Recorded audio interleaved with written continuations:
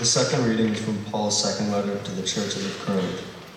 The point is this: the one who sows sparingly will also reap sparingly, and the one who sows bountifully will also reap bountifully. I want each of you to take plenty of time to think it over and make up your own mind what you will give.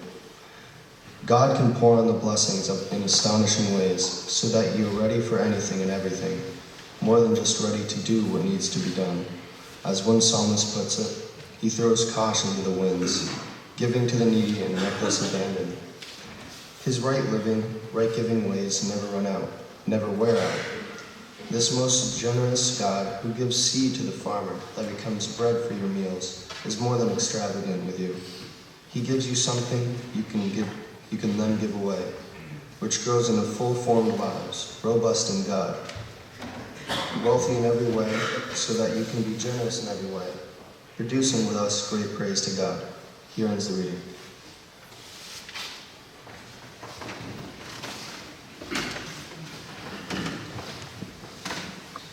Good morning. Good morning. My name is Theo Quarty, and I am a sixth former. I'm from Accra, Ghana, and next year I'll be going to college. There was a time when this was not even something I would imagine. I came to Salisbury from a program called Right to Dream. Right to Dream is an organization based in Ghana that selects young African soccer players from underprivileged backgrounds and nourish their talent through soccer, education, and leadership opportunities. I found Right to Dream when my local club team was invited to participate in a regional tournament back in Ghana. My life before Right to Dream was different. Growing up in Accra, my day started for me at 6. My mom would wake me up. I would do house chores, including fetching water. This would mean that I would walk the same distance from the chapel to the boathouse, fill up a container, and walk back carrying it on my head. Each morning, I did this twice. Sometimes I would do the dishes by hand, using sponge and soap. Then I would take a shower by getting a bucket of water. I would sponge myself clean and then fill a cup with the water from the bucket to rinse off. My mom was always up at 5:30 to get ready for her day and to make breakfast, a hot porridge made out of corn with bread. She mainly used corn because this was part of our income. She sold kenke. Kenke is made out of fermented corn with dough added to it and rolled into a ball, with hot sauce and fish. My mom would make this and sell it on the street. After breakfast, I would walk 3 minutes to school. I did not like it, mainly because I didn't see the importance of education. The first thing they do in school is take attendance in a class of 50 students. After the attendance is taken, the school day is over for me. There was a soccer field right next to the school. I would make an excuse to leave the classroom. I was gone. I wouldn't need to show up until the next day. I faked going to school because education was very important to my mom. This was an easy way for me to trick her. Most of my friends didn't have to go to school because their parents wouldn't force them to, so they would be waiting for me with a soccer ball. We'd spend the morning playing soccer. School would be dismissed at 12:30. I could then go back home to change out of my uniform. Once I was done with any more chores, I would go back with my friends and either play more soccer or do some fishing. We'd sometimes go around plugging mangoes in the neighborhood, and the angry owners of the tree would chase us. 3:30 is when club soccer started. We'd practice until 6. Then I would go back home, and my mom had leftover kenke for me from what she didn't sell on the street. After that, I would go back and hang out with my friends playing football. People watching would place a bet on who they think will win. It is best out of 5 games. Sometimes it will end well and I win money. Sometimes it didn't, and people who bet on me will end up fighting with me. Either way, I'd be back home to bed at 10. My school realized what I was doing because I never turned in any assignment and my grades were really bad.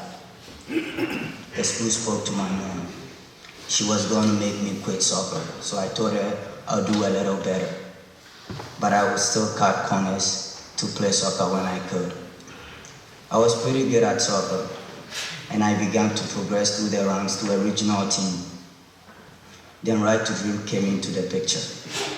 Right to Dream hosted trial for about 200 kids. Out of that 200, 30 of us were selected, and we all took the entrance exams, which consisted of math and English grammar problems.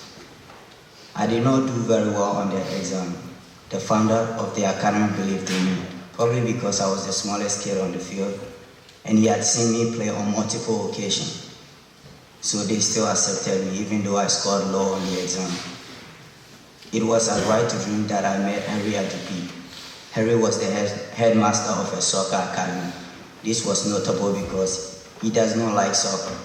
He saw how soccer players spend their life investing only in soccer and having nothing at the end of their career. This is true because we had a former Ghanaian soccer player, Lai Kingston, as a guest speaker at Right to Dream.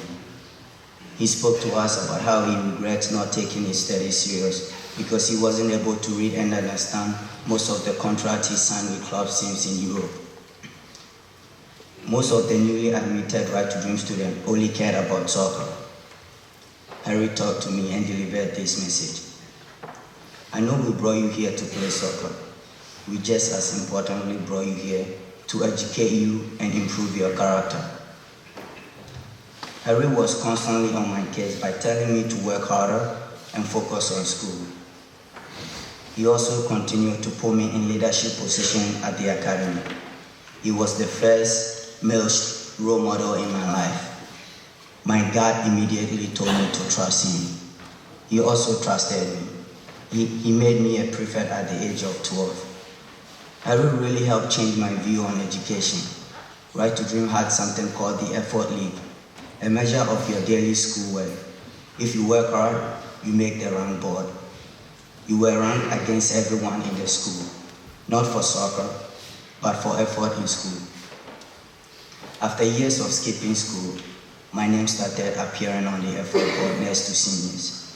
Harry told me, "You have this in you, you have to let it out." This drove me to work extremely hard in school.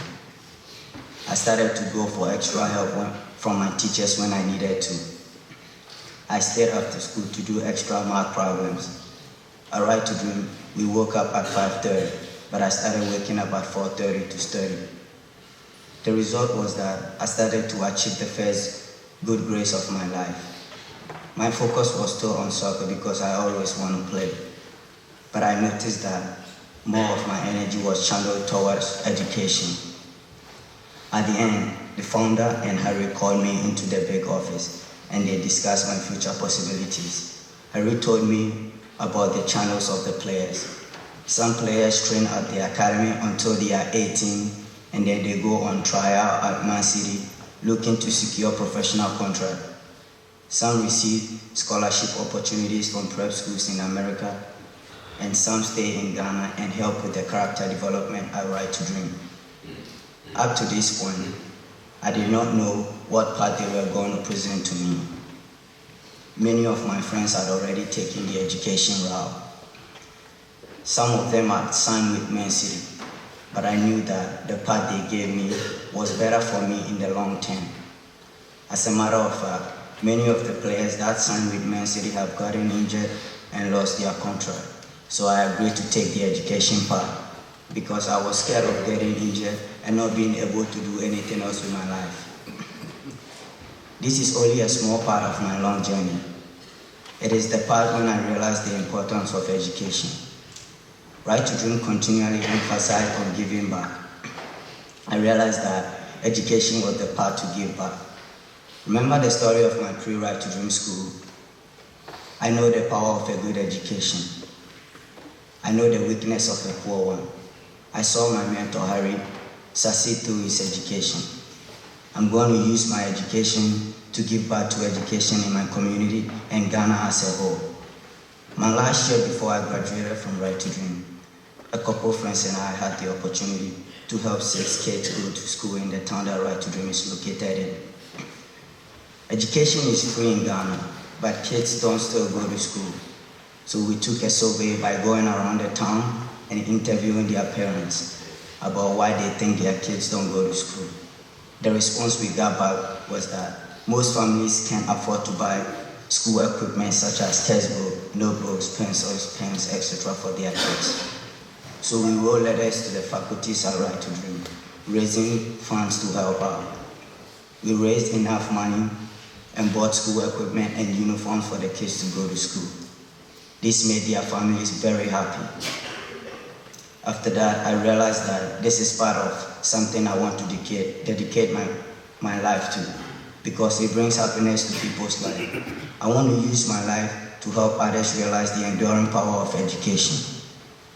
I want to use this opportunity to encourage each and every one of you to work hard at whatever you do, enjoy what you do, and most importantly, give something back to your community. Thank you very much.